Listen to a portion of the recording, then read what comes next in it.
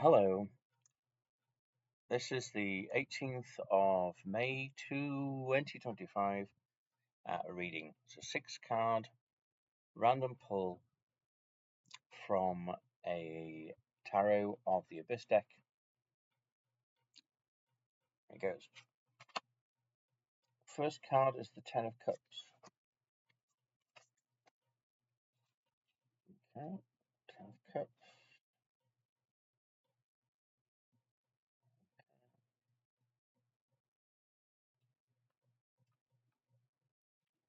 Your patience. The Ten of Cups. We've now reached the Ten of Cups, having passed through several different stages of emotional lessons. Now we arrive at a point where harmony and joy are at the peak. A woman carrying a child stretches out her hand, inviting the viewer to their future home. A path with 10 cups leads to a small house on the hill in the distance. After a long and tiring journey, they've reached the place where they can now settle down and enjoy their life together. The Ten of Cups is a card that brings with it a sense of well-being, happy family, and simple joys. It speaks of harmony in relationships, an almost idyllic state, if you will.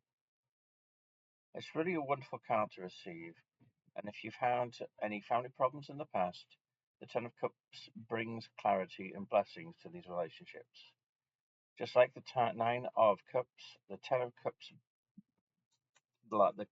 Cups brings harmony and joy. However, this is a shared joy, not just one felt by you. It's something that can only be experienced with those you love.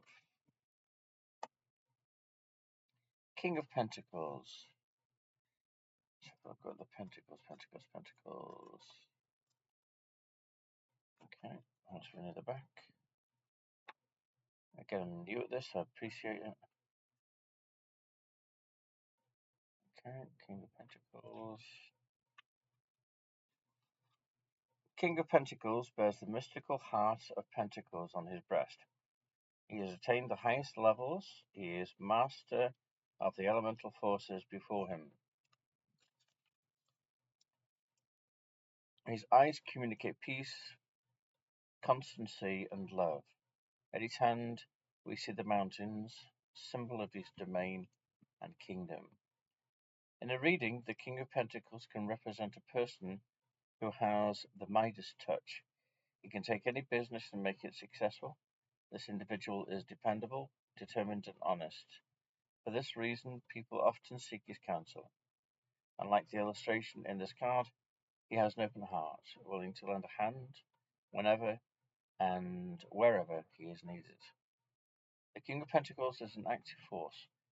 He'll never simply wait around for someone else to do a job for him, and he certainly doesn't wait around to be rescued. When the King of Pentacles shows in your spread, he is there to encourage you to take an active role in the design of your life. Since he represents the element of earth, and therefore the material aspect, you should look to your finances or physical health and act accordingly. If you're thinking of applying for a new job or starting a new business, the King of Pentacles is telling you to stop thinking and start acting. Card 3. Awakening. That's number 20. Just near the front. Awakening. The woman rises as a phoenix from the ashes, having completed her arduous journey of metamorphosis and growth. Her outgrown former self, lying empty beneath her, is nothing more than an empty hollow husk. She bears no guilt or burden any more. She has ridden victorious to the new place of life. The woman is still exhausted from having completed her journey of change and growth. She embraces a new self, exploring her wings in freedom and liberation. Okay, she is past. I think I need a light. Excuse me.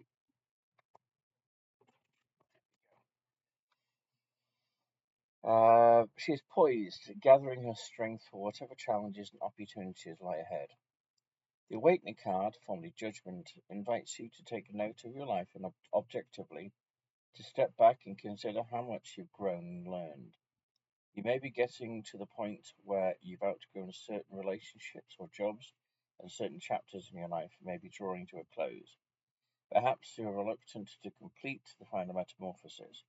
No doubt, comfort and stability can be appealing. However, sometimes life has other plans for us when we try to cling to the past. You may be reaching an important milestone, and as is often the case, it comes with major decisions or changes. If you have been feeling down or in need for forgiveness, the Awakening card will bring solace and reintegration. Be prepared and be the butterfly. Take your time to regenerate, but get ready to fly and soar. Okay, so that was the Awakening card. Number 20, Ace of Wands. Let's have a look at the wands. Where are they?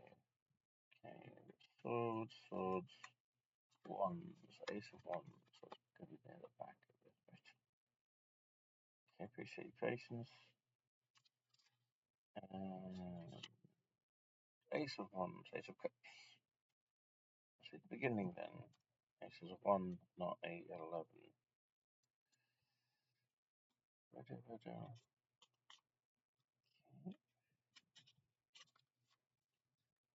Ace of Wands. In the Ace of Wands, we see a young woman clutching her lone wand, raising its energy. Her gaze intensely focused on the branch that is beginning to sprout new buds. On her shoulder is perched a phoenix, its wings raised aloft, poised to take flight. The phoenix is a bird that has long been associated with the cycle of the sun. Legend recounts that it can live for hundreds of years before bursting into flames and dying in a brilliant blaze of colour and light. Then, just as suddenly as it fell, a fledgling creature rises from the ashes, reborn and renewed. The Ace of Wands is a card of inspiration and burgeoning activity. When this card presents itself in your reading, it signals a period of creativity and fresh ideas.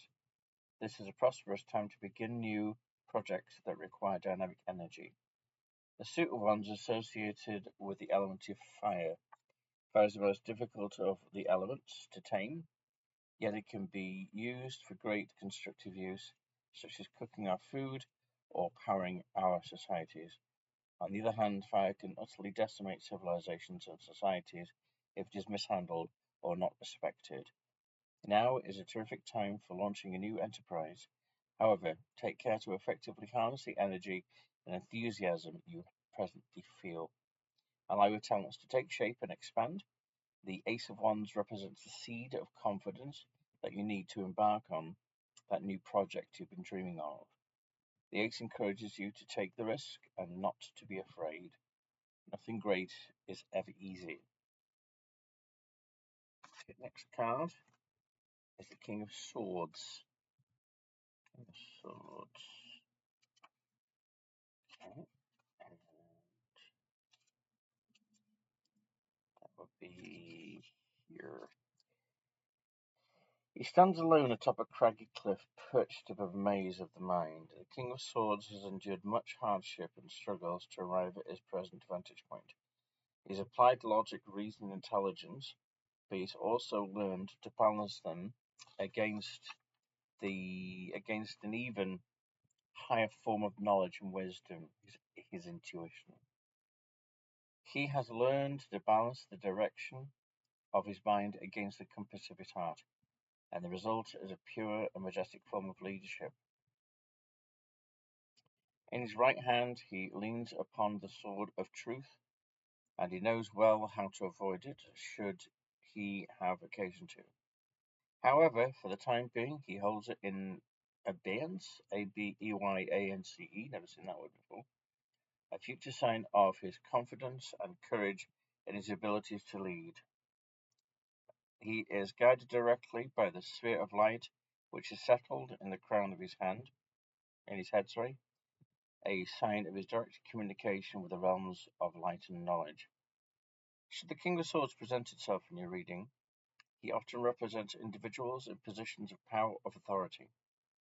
From his summit, he views the events and experiences of life from a very different perspective, giving him a more objective view of the world. In contrast to the Queen of Swords, he doesn't communicate with quite so much directness. Rather, the King of Swords acts as a gentle guide on the way, absorbing and analyzing the circumstances of the matter. Should you seek his counsel? His strength in his silence. His strength in his silence. His strength is in his silence.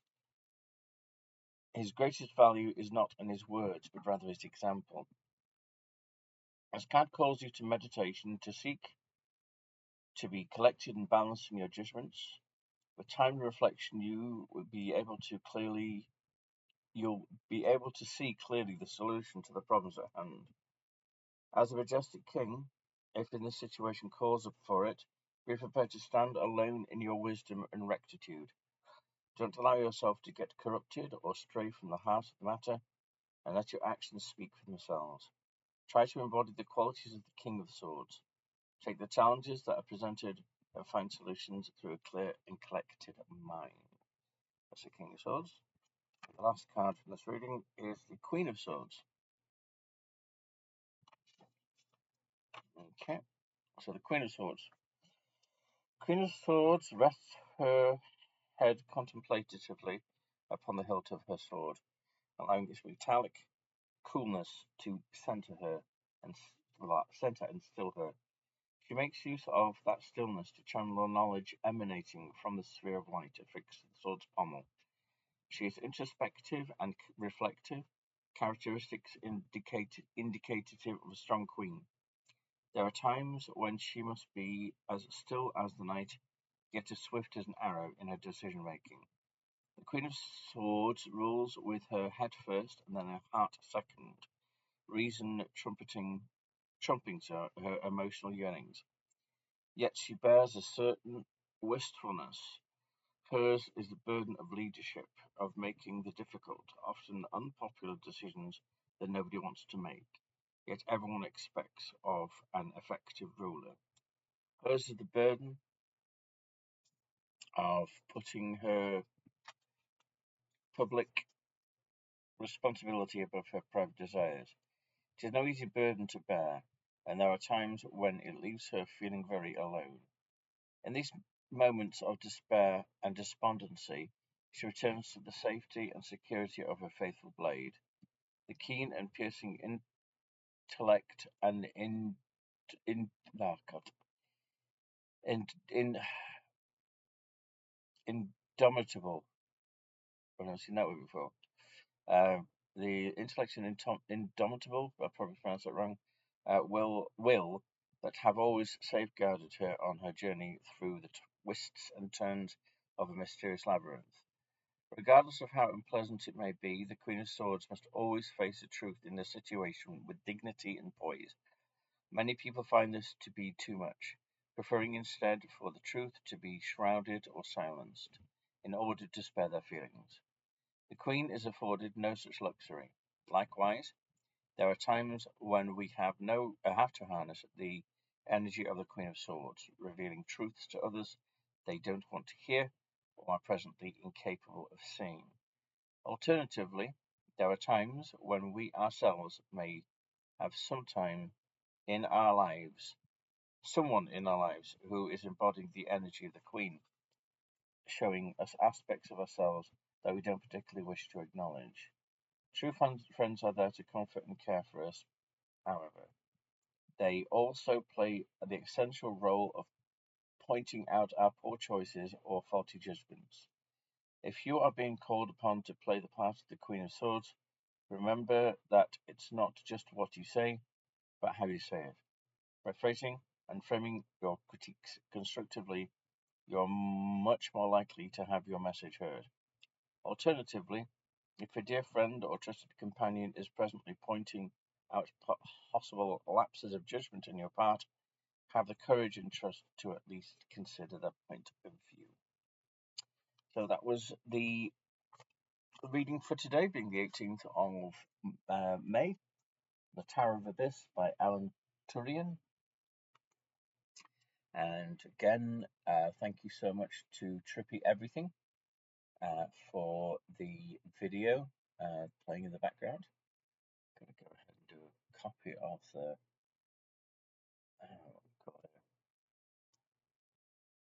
the link. So if you want to watch it, go watch it yourself. It's got really nice trippy music there as well. So please have a wonderful day. I hope this has been helpful for you, and keep wonderful.